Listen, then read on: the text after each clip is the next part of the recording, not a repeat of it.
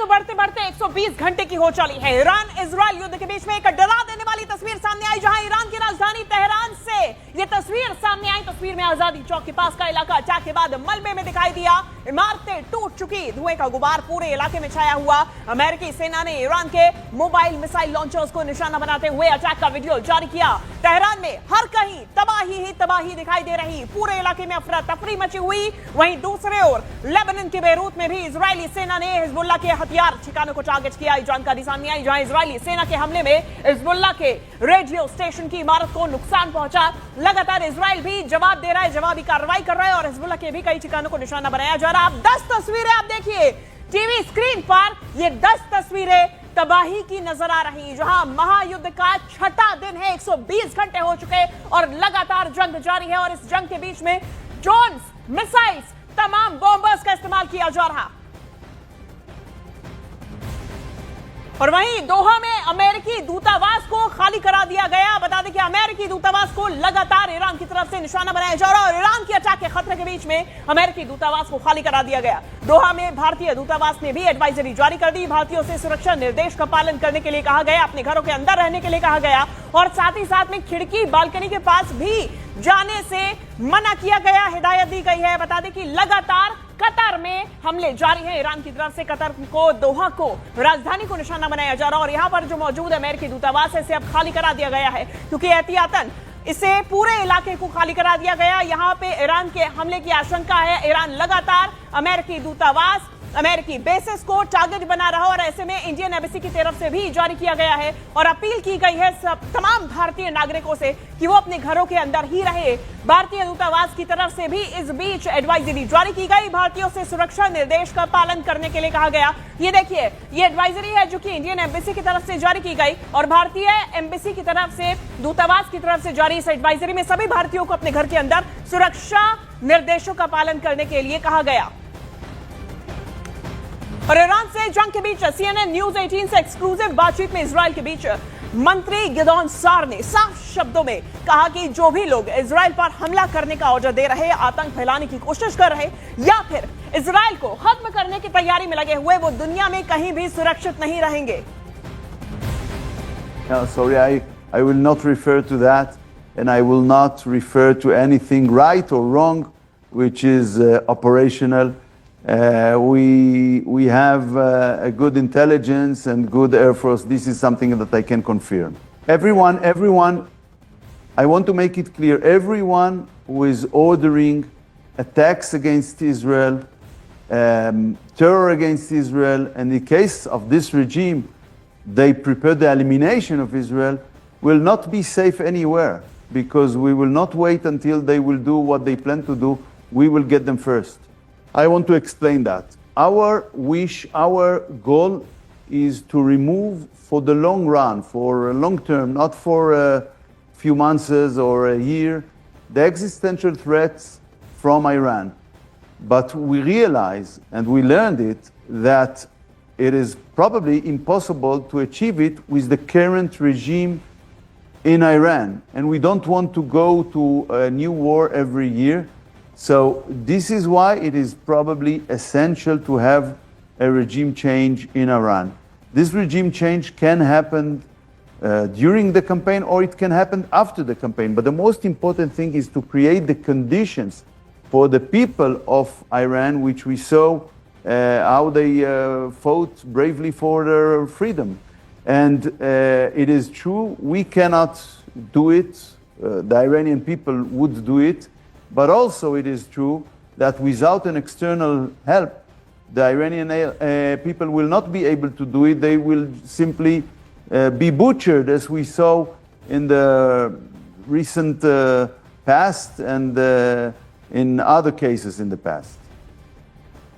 और ईरान की hypersonic Fattah और लंबी रेंज की मिसाइल्स इजराइल के डिफेंस सिस्टम को कड़ी चुनौती दे रही है, जबकि नेतन्याहू जवाबी आक्रामक रणनीति पर दांव लगा रहे। अब सवाल है कि क्या थाज और आयरन डोम मिलकर इस मिसाइल तूफान को रोक पाएंगे?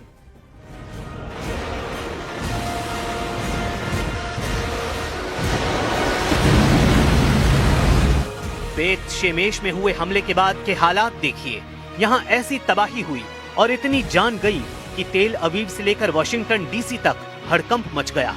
यहाँ पर मिसाइल गिरी तो बंकर तक फटकर तबाह हो गया और वहाँ मौजूद कई लोग मारे गए। इजराइल को सबसे ज्यादा दहलाने वाली फत्ताह मिसाइल नेतन्याहू के लिए बहुत बड़ी चुनौती बन चुकी है। ईरान की फत्ताह एक हाइपरसोनिक मिसाइल है जिसकी रेंज 1400 से 1500 किलोमीटर बताई जाती है। इस मिसाइल की रफ्तार मैक 15 तक है, यानी ये 18,000 किलोमीटर प्रति घंटे की रफ्तार तक पहुंच सकती है।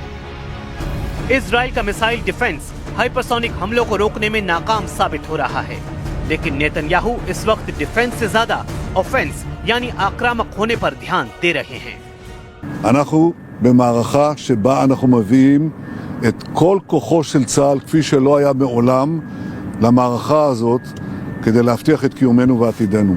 אבל אנחנו מביאים למערכה הזאת גם את סיועה של ארצות הברית, את ידידי נשיא ארצות הברית דונלד טראמפ, את צבא ארצות הברית, ושילוב הכוחות הזה מאפשר לנו לעשות את מה שאני מייחל לעשות כבר 40 שנה.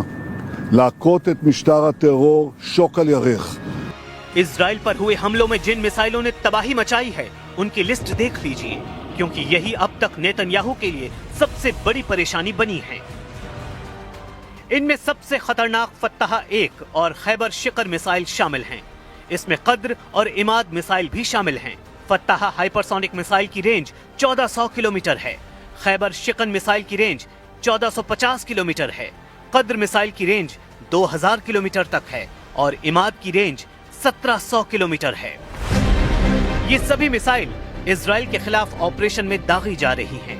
तेल अवीव से लेकर हाइफा और अशदोद से लेकर बीर शीबा और शेफाल जैसे छोटे शहरों पर भी इन्हीं मिसाइलों से हमले हुए हैं। इसलिए ईरान के कमांडर जो वार्निंग दे रहे हैं उसे इजराइल बिल्कुल भी हल्के में नहीं ले सकता। ईरान के मिसाइल गोदाम लगातार एक्टिव हैं और उसके लॉन्च पैड लगातार रिलोड किए जा रहे हैं। इनमें सबसे ज्यादा खतरनाक है ईरान की फत्ताह मिसाइल। फत्ताह की खासियत है ये तेज रफ्तार के साथ अपनी दिशा भी बदलती है, यानी एक ट्रेजेक्टरी में हमला नहीं करती। ये पृथ्वी के वायुमंडल के अंदर और बाहर सभी दिशाओं से गुजर सकती है और जब टारगेट पर हमला करती है तो इसकी रफ्तार इतनी ज्यादा होती है कि दुश्मन का इसे देखना भी मुश्किल है। ये बात नेतन्याहू बहुत अच्छी तरह जानते हैं। ऐसे में इजराइल में अगला कहां धमाका होगा, कौन सी मिसाइल कहां गिरेगी, इसे लेकर इजराइल के मिसाइल ट्रैकिंग रेडार सिस्टम काफी प्रेशर में है। इन सबसे खास है अमेरिका का थाड मिसाइल डिफेंस सिस्टम, जो पूरे इजराइल को बचाने के लिए तैनात किया गया है। थाड 200 किलोमीटर की दूरी तक दुश्मन की किसी भी मिसाइल को मार सकता है। ये 150 किलोमीटर की ऊंचाई तक किसी भी मिसाइल को इंटरसेप्ट कर सकता है। अमेरिका के पास थाड की 7 बैटरियां हैं। एक बैटरी में 6 ट्रक माउंटेड लॉन्चर होते हैं। दुश्मन की मिसाइल को रोकने के लिए थाड सिस्टम के एक लॉन्चर से एक बार में 8 मिसाइल दागी जा सकती हैं, यानी पूरी बैटरी में कुल 48 इंटरसेप्टर मिसाइल होती हैं। इसे ऑपरेट करने के लिए 95 सैनिकों की जरूरत होती है। इजराइल में ऐसे 2-2 सिस्टम तैनात रहे, लेकिन क्या ये काफी साबित हुए? बिल्कुल नहीं। हाइफा और तेल अवीव में गिरती हुई मिसाइलों ने बताया है कि ईरान एक बार में सैकड़ों मिसाइल फायर करने की ताकत रखता है और उनको रोकना ना इजराइल के बस की बात है, ना ही अमेरिका इसमें 100% कामयाब रहा है। अगले 24 घंटे इजराइल के लिए बहुत खतरनाक होने वाले हैं। अगर नेतन्याहू ईरान के लॉन्च पैड वाले अड्डों को तबाह करने में नाकाम रहे तो समझ लीजिए इजराइल और अमेरिका को लगातार बड़े बड़े झटके मिलते रहेंगे। ईरान से युद्ध को लेकर अमेरिका और इजराइल को ऐसे सिग्नल लगातार मिल रहे हैं।